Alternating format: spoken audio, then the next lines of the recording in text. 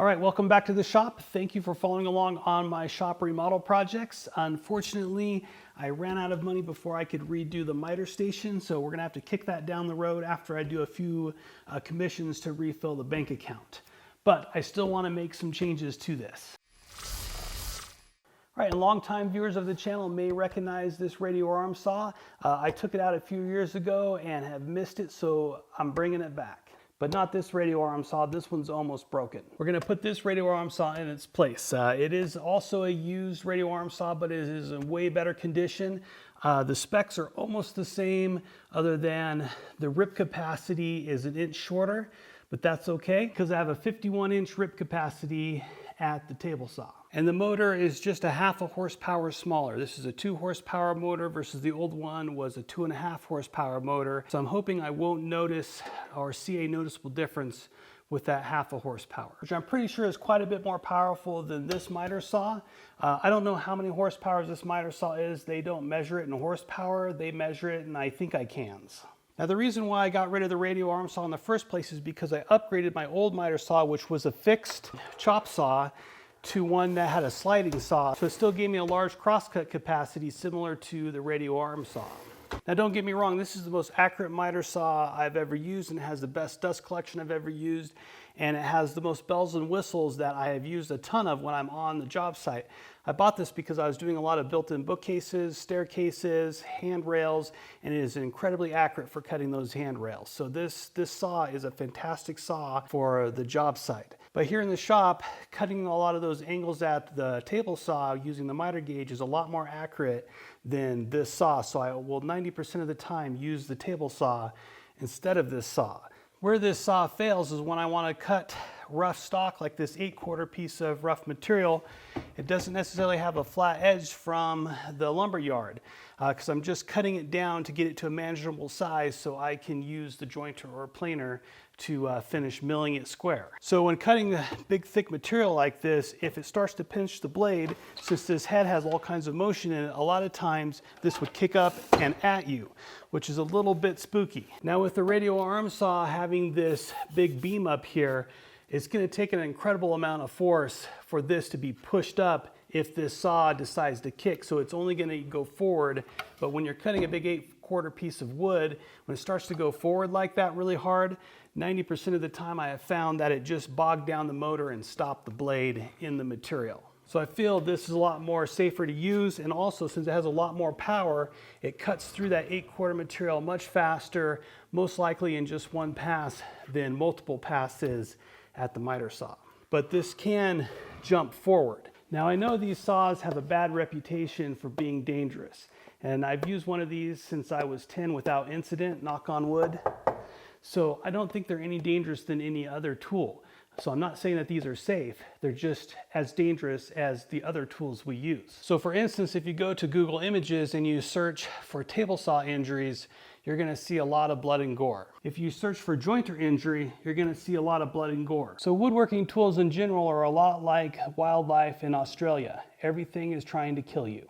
So I don't think the radial arm saw is any more or less dangerous than any of the other tools that we use in our shop. I think they just got a bad rap because back in the 70s and 80s when these guys were popular, they were marketed to the happy homeowner DIYer, and that DIYer may not have had a lot of experience, and so the potential for accidents went up.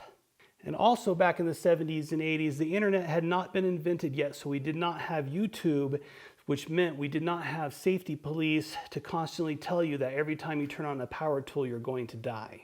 So I'm going to put this in line with my miter saw right here at the same height as my miter saw right in front of this window.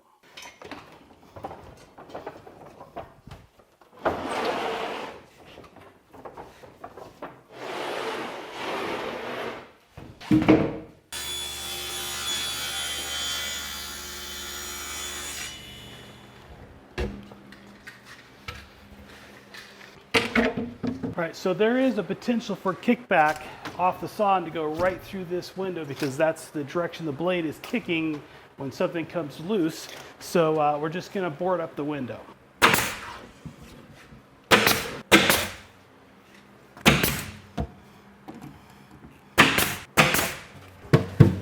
All right, so if anything's strong enough to kick back through 3/4 inch thick plywood and through that window, I probably did something wrong. All right, and while I'm at it, so my windows match, I'm going to do this window as well.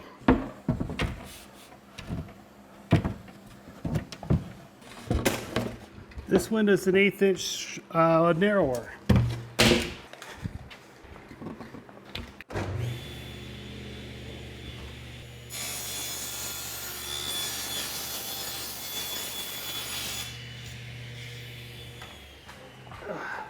All right, hopefully it'll fit this time.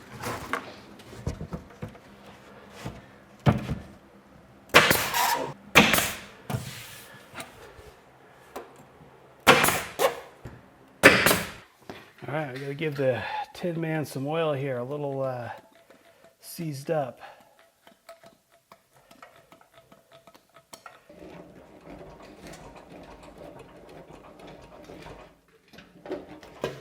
All right, when I install the fence, I want these two fences to line up so I can put long boards on either saw.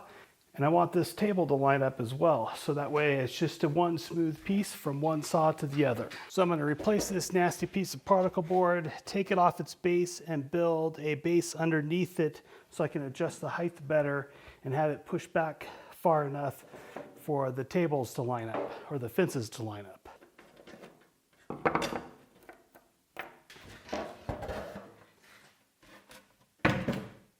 All right, so I've cobbled together a little platform for this space to sit on, and I've unbolted it from this, so hopefully I can just heft it over there and not die.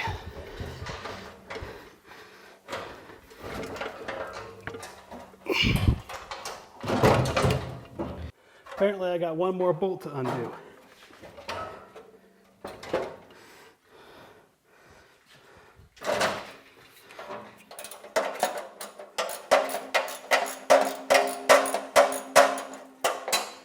Okay.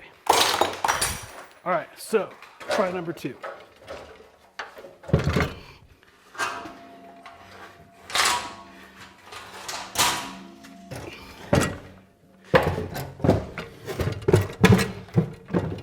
All right, so now you just got to shim it up.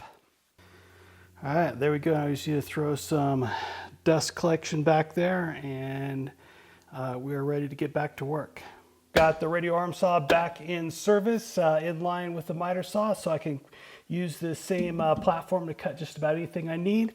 Ready to go, ready to rough cut some lumber to length for me. So like I said, this is just temporary until I get some funds back to build a proper miter station. So if you want to see my miter station build, make sure you hit that subscribe button and hit the bell to be notified. Thanks for watching.